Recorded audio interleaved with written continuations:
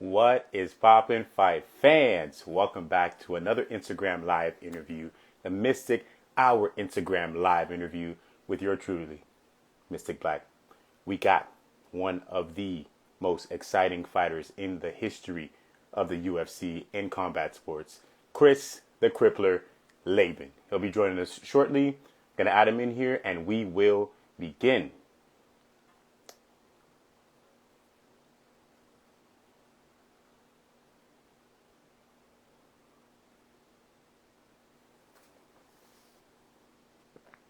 Aloha, what's up, Bill?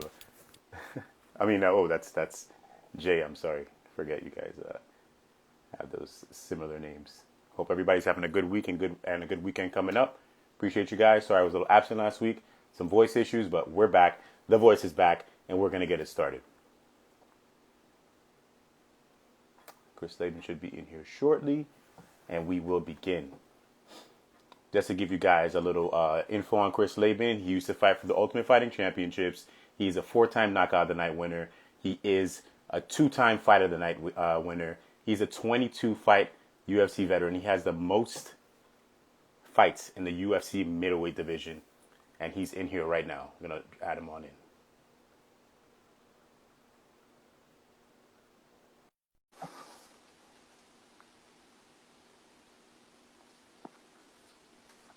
There he is, the Crippler, Chris Leben in the house. How you What doing, up? boss? What up, man? How you doing? Doing pretty well. Thank you so much for joining me on this Instagram Live. I appreciate it. Give a shout out to Julian Abrud. Appreciate the connection.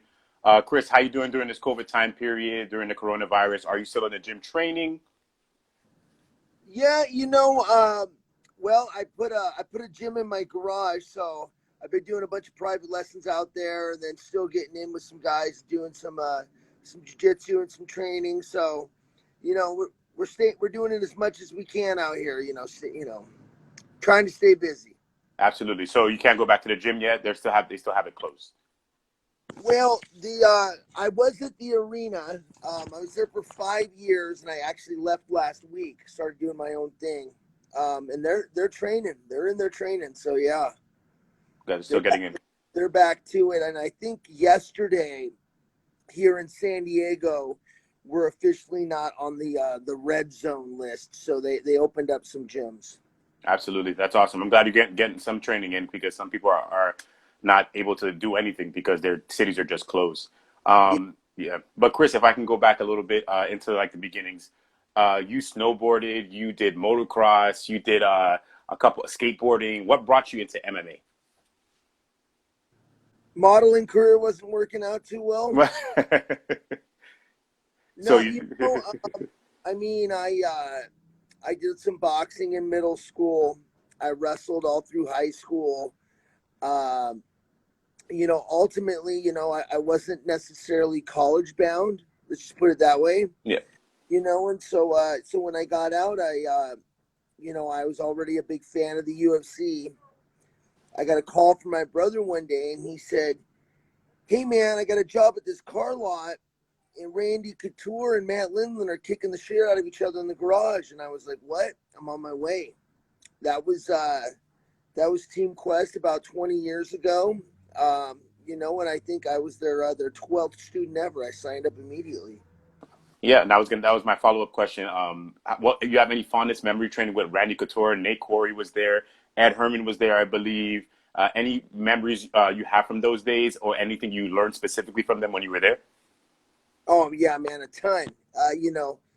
Eddie's still one of my best friends. Obviously Nate Corey. I still stay in communication with him. Randy, Chuck, Evan Tanner was there. That was back. He was world champion at the time. Chael Sonnen, of course. Spent a lot of time with him. And I mean, back then, the room was full of memories. I mean, I don't know the one that comes to mind right now. I don't know why it's this one. I remember Scott Hands of Steel Smith came out, Yes. and I remember Matt Lindland beating him across the room and then stomping his head in for because he kept punching. He would go real hard with Matt and be like, "Oh, I need a break," And then he'd go real hard on Matt, and then he'd be like, "Oh, I need a break." As soon as Matt would start to come back, and then I just look over, and Matt's just like run him across the room into the corner, and then he's just stomping him out. So those, that's kind of the way it was back then. It wasn't as refined as it is today. We had guys getting knocked out on a regular basis. I can remember being knocked out in practice, well, sit around out and then jump right back in, so sit around out, jump right back in. Especially Team Quest, because it was a room full of wrestlers trying to run an MMA practice like it's a wrestling practice. You run a wrestling practice full bore. You cannot put on MMA gloves, spar full bore, and try to run a practice like that. But we did. We did it for years. Probably wasn't too good for my brain, but definitely got tough doing it.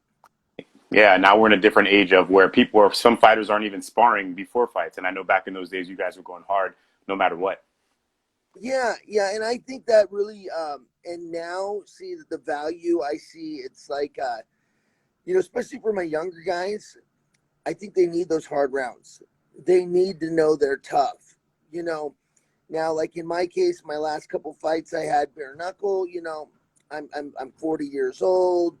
My body's beat up. Look, I know what I'm going to do when I get hit.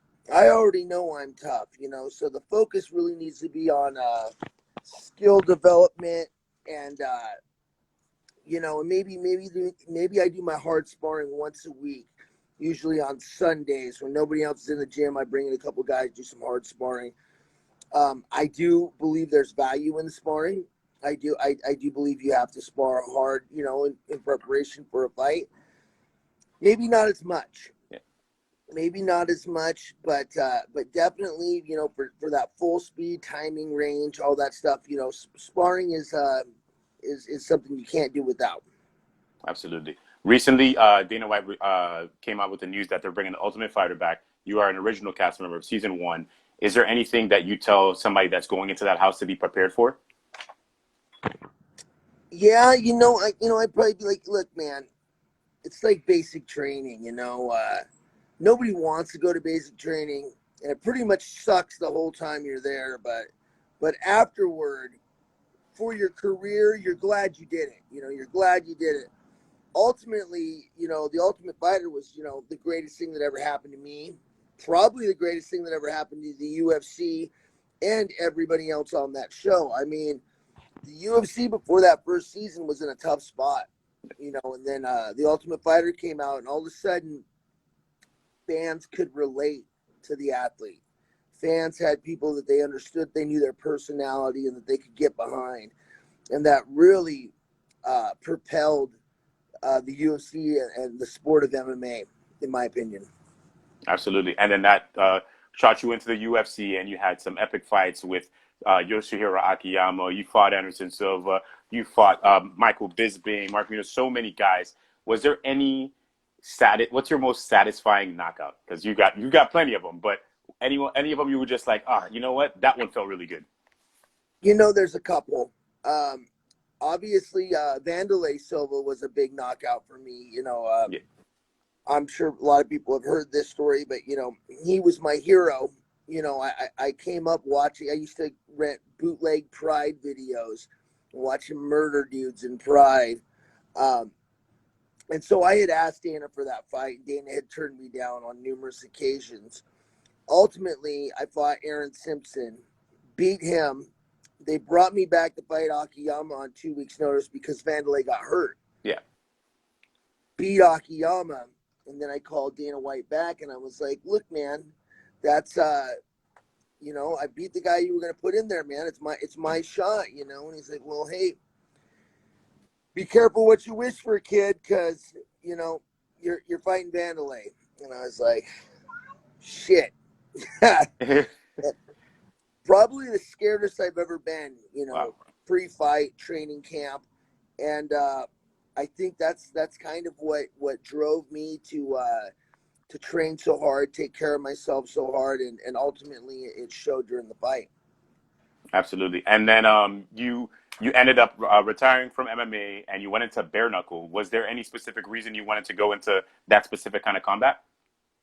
Well, yeah, I mean, if guys can remember, I retired from MMA for a little bit. I tried to go back to Bellator. Yeah. Turned out I failed my medicals and my heart was given out on me. It was failing. Yeah.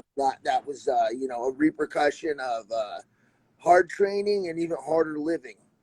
So I spent a few years, working on my sobriety, changing everything, changing what I ate, changing who I surrounded myself with. Ultimately, that heart continued to get better and better. Till, finally my cardiologist was like, yeah, man, because I asked, she's like, I can't believe it just keeps better. I said, yeah, well, would you let me fight? And she goes, I would, I would let you fight, and I said, okay. Funny thing, because that's about the time I got the call from Bareknuckle. Yeah. It was about a week later, my phone rang, it was Bareknuckle. And at that time, I told them they're out of their mind. And then I got on YouTube and I started watching some of those Bareknuckle fights, and I was like, this shit is rad. Yeah. Fuck, this is right up my alley too, man. Just toe to toe, slug it out. I love it. This looks great for me. So I called back Dave Feldman and was like, yeah, let's do this. That's awesome. And you've given us some more good knockouts when you were with Bare Knuckle. You retired from Bare Knuckle, and now you're concentrating on something different to reffing and judging. Do you think there should be more MMA fighters in reffing and judging? I do.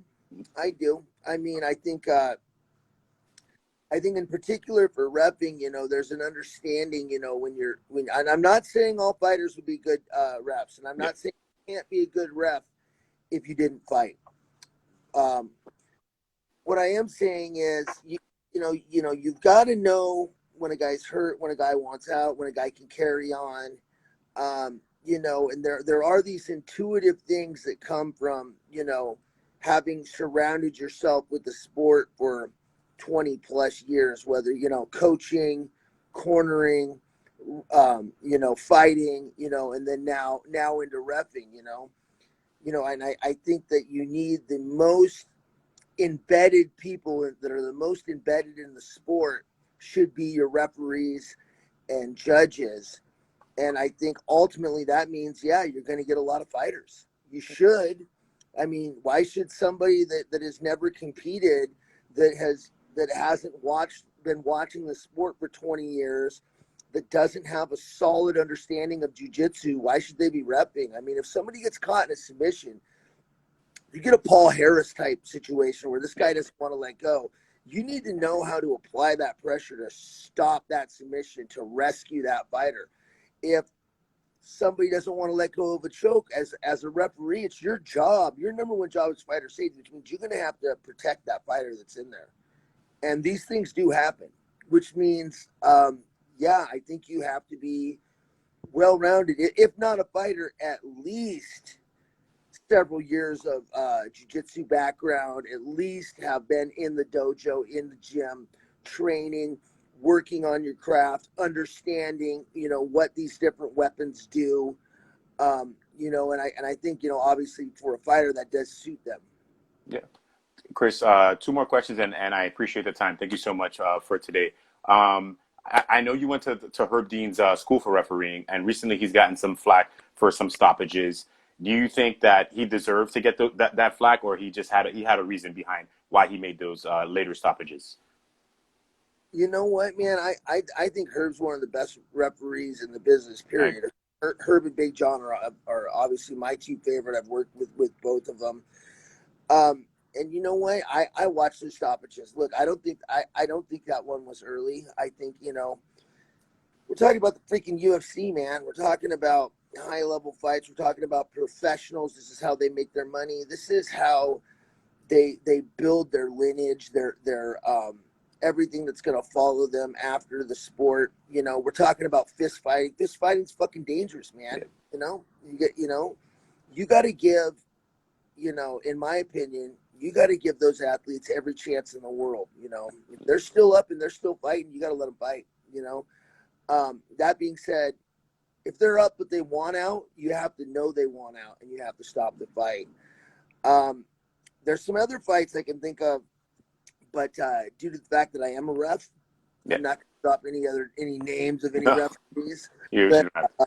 would be substantially better examples of late stoppages. Yeah. You know, so no, I don't think so. You know, and then going back to again like the Robbie Lawler fight, where it's so funny, because you listen to the commentary and they go, he's out, he's out, he's out. And then they go, why did he stop it? It switches right between, yeah. As a commentator, you have that luxury. You can just flip the script. You can just switch your point of view immediately after you watch the replay. Well, guess what? As a referee, there is no replay. As a referee, again, their safety is in your hands. You're making split-second calls, and it doesn't matter if you're a doctor, if you're a cop, whatever you do, when you're one of those people that has to make the split-second calls, sometimes, people are going to see things differently. You know what I mean? It depends on what set of eyes are looking at it. So I think Herb knows more than anybody about repping, absolutely. And I agree. I think Herb Dean is one of the best refs we've ever had in the sport.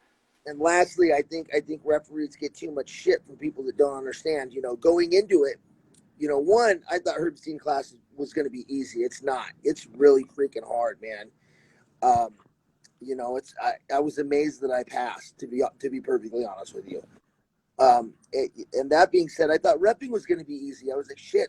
Fought my whole life. I've cornered 1,000 fights. I know what it's not. It's a different hat. It's a different skill set. And I think a lot of people don't understand that. Yeah. Chris, you're now a father.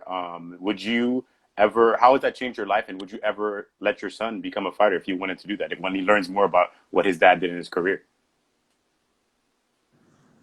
Yeah, I would let him fight. I would. It's kind of weird. My coach Matt Hume had this theory, and I believe in it too. I let kids fight when they're little till they hit about 11 or 12. They start going through puberty, and then they start hitting each other too hard, I think, and their brains still haven't developed. And then I pull them until they're 18 or so.